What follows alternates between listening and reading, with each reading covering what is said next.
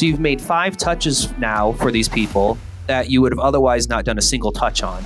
So the big question is, what are the top agents doing to absolutely crush it in real estate, grow their teams, and add more transactions year over year while so many struggle? If you ever thought about this, you're not alone. No one has been able to get the answers until now. We spent the last few years helping agents sell billions in real estate, rubbing shoulders with top producers, which got us thinking, how can we expose more people to these insights to help raise the standard in the whole real estate industry? We then realized that we could help bridge the gap by getting the secrets from the best of the best so that you can succeed. My name is Andrew Dunn. And my name is Peter Michael. Welcome to Elite Agent Secrets. So the next thing that you want to talk about, because I think we're going to learn a bunch from this too, is events. Now, this is a space that is it's kind of hotly contested in my opinion, because through COVID, so I think this goes back to way back. So for those that have never thrown events, for one, they're actually usually pretty expensive if you're actually doing the effort to push them. Sometimes they can be free. You can use local. That's cool.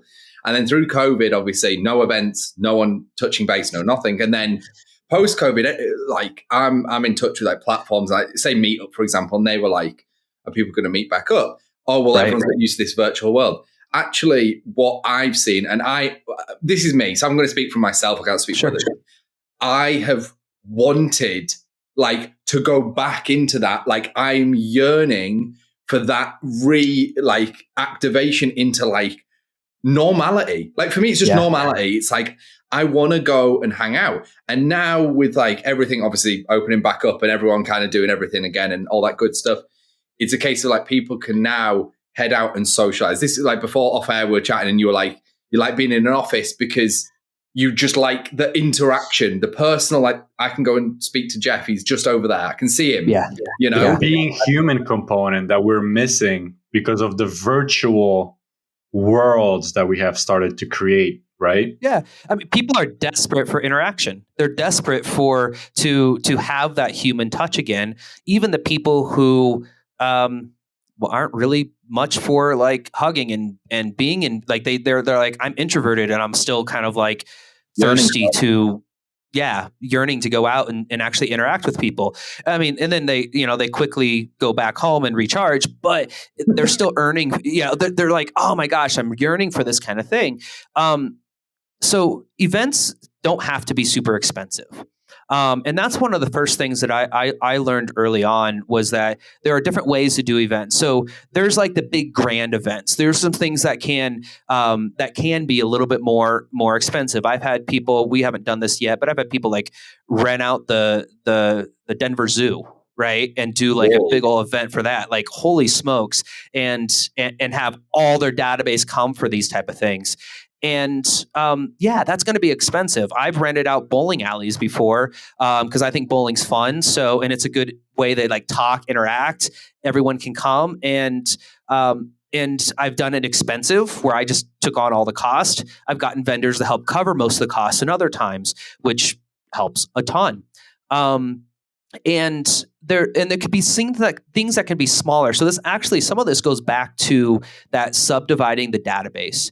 So by understanding what people like to do based on who they are, you're going to have a better way to connect with people. For instance, if I am looking at doing an event that could, for instance, pictures with Santa Claus, that is going to be a holiday Christmas event. Come sit on Santa's lap. We'll get you a picture with Santa Claus.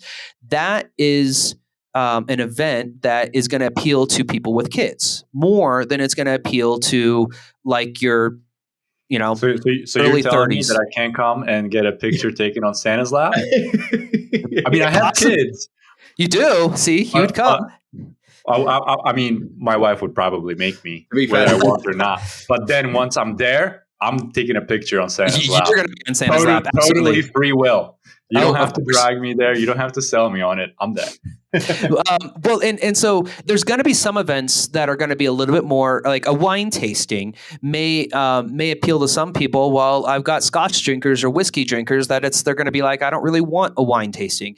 So how can I do these type of things as ways to subdivide, have mini events, and still be again making that personalized, fun experience and doing it?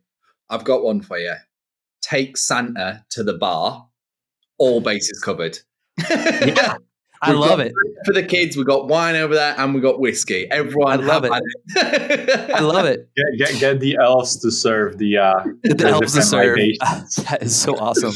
Well, and so one that we did a happy hour for all of our past clients from the last couple of years because we haven't been able to do a lot of in-person events, and I'm starting to do just a hang out at the bar monthly happy hour. Come hang out and instead of inviting my entire database every month, I'm just taking a section of it and just inviting out. I'll have one or two people show up. We have great conversation. I buy them a beer. Maybe we share an app. And it's just a way to just connect. But here's the thing that someone told me once about events. Sometimes the best events, no one show up to. Like you don't get anyone there. Now, here's why. What happens when you during the event? Why would that be the best one? Well, you have an email and a text that go out beforehand telling them about it. You send out another email and text, and maybe you call them as another way to invite them. So you've made 5 touches now for these people that you would have otherwise not done a single touch on. And then after the event, you send out another, maybe a phone call, email, or a text or something, one of those, if not 2, to say, hey, we missed you. Sorry you couldn't make it. Hopefully you make it to the next one. Just noticed you weren't there. I know I know you never promised to come, so don't feel bad. I just noticed that you didn't make it. So hopefully we get to catch you at the next one. Really appreciate you. Let us know if you need anything. Genuine connection, genuine conversation, saying, hey, I happened to notice you weren't there. And don't feel bad. No, not everyone could make it. I just hope you're doing all right. Hope life's treating you well. Who cares if no one shows up? Point.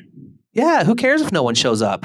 I made 6 contacts to that person, and I showed appreciation for who they are as a person, as a human, as, hey, I miss you. Because, one of the things that I read I need to go find this white page again. White paper that was all about psychological stuff. And one of the things they talked about was, when people like working with people who like them.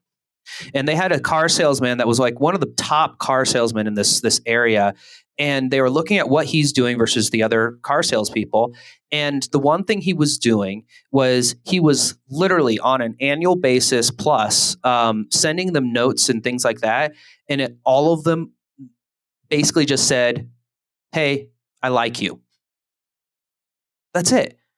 And people... That's a great pickup line. I like you. I like who you are. I like you as a person. Okay, now I can reach back out and say, who doesn't want to work with the person they like? So I find events to be a really good way to just get people together when they're able to, but I don't make such a big deal out of them that if people show up or not, just do some. And, set a budget for yourself maybe just pay for the first beer or the first drink, and then the rest are on them. They'll appreciate that. There's a lot of small things. You can do paint and sips. You can do things virtually. I've done some paintings virtually, like painting class stuff. And then you could even go so far as to actually send them the